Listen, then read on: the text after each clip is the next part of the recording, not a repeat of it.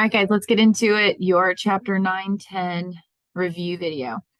Big things here. Remember, seeing content for 3 times always is going to help you do better. So if you are watching my lecture videos, which I had you do today in class, watching my supplement material that I film myself, and then you hear me talk in class, and then you use it to study, you're seeing the material more than once. This is going to help with your cognitive development. It's going to help you retain material. When you use these study videos, make sure you're doing it the first time through all on your own, getting your answers from the PowerPoint, maybe from key term definitions.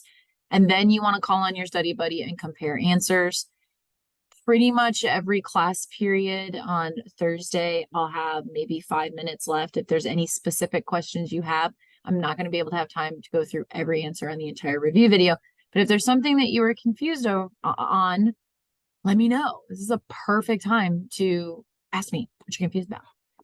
Okay, so test. Are we ready? I hope you're ready. I'm actually starting with chapter 10 stuff first because that's the stuff we have had the least experience with. And I really want to reiterate some of the things that I'm going to be lecturing on tomorrow on chapter 10.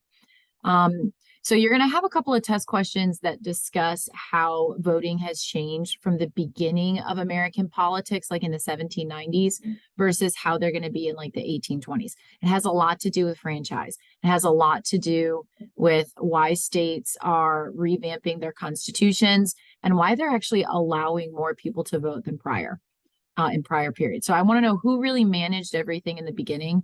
And I also want to know, like, why are states revamping their constitutions and why are more people voting than ever before? And I'll go ahead and give you like an indication. There was a lot of discouragement on westward migration to stay into some of the eastern-board states in order to generate economic development. So some states were more likely in the east to offer universal male suffrage or voting qualifications based on taxation instead of property ownership because there was no more property to be had in the east, right?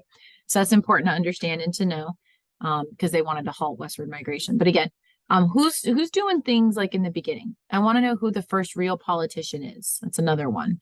I want you to know all 3 elements in Henry Clay's American system. Make sure you know them and kind of make sure you can explain them.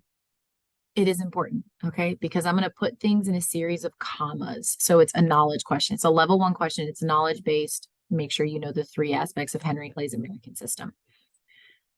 I want to know if we have issues concerning who we want to be president.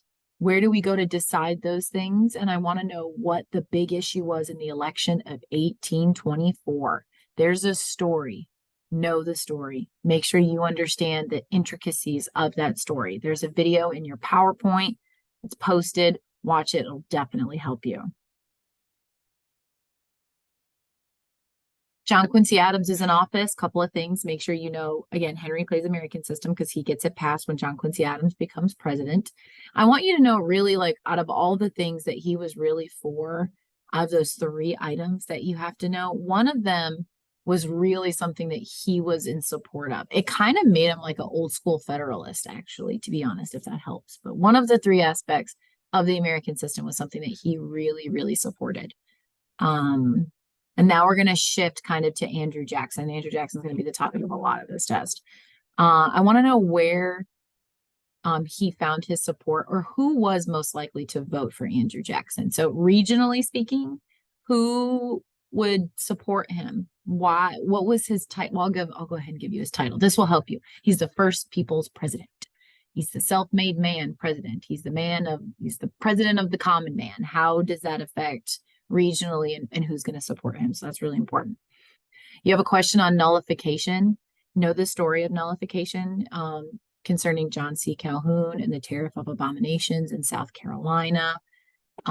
Knowing the definition, just the simple key term will help you tremendously, but make sure you do know the story of nullification. Andrew Jackson, again, yeah, you got to know the story. If you know the story, you'll do really, really well.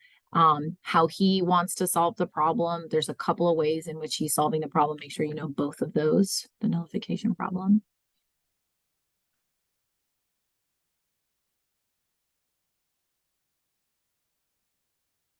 You have a couple of questions of mostly, I think these are like chapter 9 concepts, but like what society looked like in the Northeast. Um, and then you have some key terms associated with the Second Great Awakening. So those are both kind of chapter 9 questions. They're very key termy. Make sure we know key terms like nativism, free moral agency. I want to know how people in the Northeast lived. Remember, Northeast is very urban, so they're going to have a specific type of living quarters. All right, now we're back to Jackson. So I have like these two little pepper questions in on chapter 9. You got to know the story of his vetoing the bill to re-charter the Second National Bank. This is going to be a huge topic of discussion. We're going to cover it early on Thursday. The story is important. I'm going to show you a video tomorrow, and you should have already heard the story in that lecture video that I required for you. You should have watched before the lectures this week. I sent it out last Thursday, but I also am requiring for you to watch it today during your quiz, or I'm sorry, not during, after your quiz. The story of the bank it's really important. This is what's going to really be a part of Jackson's legacy. He'll be the next limited government guy who expands the powers of the presidency to get what he wants. And in this case, he's expanding his powers to limit the central government, which is, it sounds kind of oxymoronic. But it's really important to understand that the people are eating this up. They love it. His elections are proof of that. He has tons of support. He's the president of the common man, and more people are being franchised to discourage westward migration, to have a voice. State constitutions are seeing that the common man, the more that they get the right to vote, the more that these average Americans are picking middle class and common men to serve them, to be their representatives. So it's going to be a good move for him in the bank. Just make sure you understand the story of the bank. And next, the story of Andrew Jackson and the American Indian removal. Okay, there's a court case involved with it. We're going to talk about it tomorrow, but you need to know that court case, the decisions of that court case, and really what was Jackson's intention? Like, why was he so apt to do the things that he did when it came to Indian removal in the South? Okay.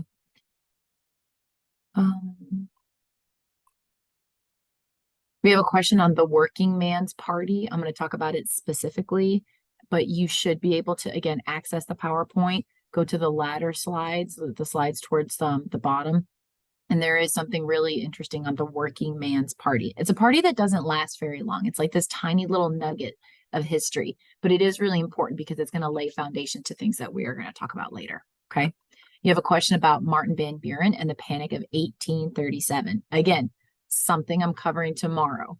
The more that you guys watch these lecture videos, the better you're going to do, because I might only have one day to really bring the story together, which I love. I love doing that for y'all, but I can't be the first time you hear those things. You need to like have read them or have seen them in another context before it comes to Kroll. Okay. And you should know that because the Panic of 1837 was a key term.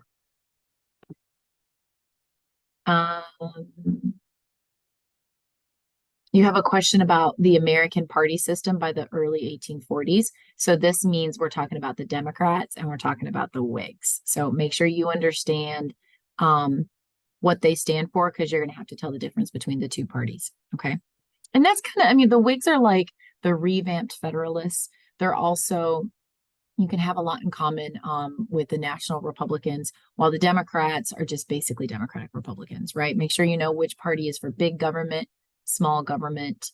The Whig Party can be a little complicated because you will have, you know, a group of people who just don't like Andrew Jackson, and that's why they're Whigs, right? Like John C. Calhoun. He is a limited government guy. He's probably the most limited government guy in this period of time, but he still finds himself allying with the Whig Party, who wants to grow central government just because they want to take out Jackson. Okay. All right. Now I'm going to shift gears and I'm going to talk about chapter 9. Kind of key termy questions. Make sure you know the difference between the market revolution and the industrial revolution. So I put it on the PowerPoint in chapter 9, and I made the definitions to be very, like, I put them out there for you, which you're going to need to know for this test anyway, because you cannot forget that your chapter 9 key terms are on this test. They're all on there. And I mean, I'm going to tell you what people I'm putting on there too. If you watch this video all the way to the end, you will find out. Why did Congress approve funds? Oh, for the National Road. So you have questions about what the National Road was in 1806? Like, what was the purpose of it? It's going to connect two regions. You have to know those two regions in order to get the question correct. You have a question about canals and steamboats. It's really like about the Erie Canal. Yeah, most of it is like why is the Erie Canal so great? So go to that slide where I have the Erie Canal. Make sure you know all those things that are bolded and underlined because canal systems are linking and things are expediting. That's going to give you a hint. I have 2 questions on canals in the Erie Canal. You have 3 questions. Oh my goodness. Yeah, everything on that slide you have to know. Why canals are good, specifically what the Erie Canal is doing. And then there's actually a negative consequence of the Erie Canal. Gotta know that too. Even though canals are great, I want to know what's going to be the end all be all for transportation. Not necessarily roads, not necessarily canals. Maybe something else. Okay. The Midwest is profiting from what? You got a question on that. Remember, the Midwest is Michigan, Indiana, Illinois, Wisconsin, and Ohio. But you got a question on it. Oh, you have a question of the drunkest time in American history. We did that in our stations. Okay. So I did a stations worksheet for you in Schoology with everything on there. I believe I even posted the key to the stations. So that might help you with that question. So again, make sure what you know, like what workers, like why they're consuming so much alcohol. What was the reason for that? What were some of the movements that your Second Great Awakening or your Benevolent Empire? Some of them, what were they really shooting for? But what was their only success? They were shooting to change a lot of things. I'll give you all of them. Goodness, temperance, immigration, prison reform, abolitionism. But there's only there's another even crime in cases in the inner cities like prostitution, they were trying to end those, but the only one they're going to find success in. I want to know about the factory system, Samuel Slater. Why was the factory system so revolutionary? And then I want to know about the Waltham-Lowell system. And then you have your passage on the Erie Canal. Now, again, this passage was in the stations. If you go to your stations folder and you click on it, I've got the passages there already ready to go. I have the worksheet there. And I don't know if 100% if I put the key up. I don't know if I should give you guys the key or not. But if you go to your stations and you go to the PowerPoint slides associated with your stations, you should be able to find your answers to this. Okay, so you have an Erie Canal passage. All right, now for the rest of everything, you have, let me just pull this over real quick. You have your key terms. Now, all of the key terms are on there. As far as people is concerned, you have to know Francis Lowell, Samuel Slater. Lots of kids miss them up. Don't mix up Francis and Samuel. Okay. So go into the textbook, make sure you know who they are. You have Charles Finney, Eli Whitney, Mr. McCormick, and Lydia Finney, actually Charles' wife. She'll be easy because she's reaching out specifically to women. She's going to be a part of suffrage. So you shouldn't get that one wrong. But those are your people that you have. And then all the rest of the key terms are on there. So again, this is a blessing. It's not a burden. The key terms will be about half a point apiece, and there's a lot of them on there. So this is a really great way to boost up some points for the multiple choice. Okay. All right. Remember how you're supposed to watch these videos. Remember how many times you need to meet with material, at least 3 times. Watch or read, then listen to Kroll, and then develop some sort of a system where you're listening to these videos and you're acquiring your answers. And then you're going to compare answers with a buddy. That's 4 times. And if there's anything confusing or you're not quite sure as to what I am saying, I do have about 5 minutes at the end of class time for you to come and for you to ask. I can't go through everything, but I'm definitely here. If y'all need me, study hard.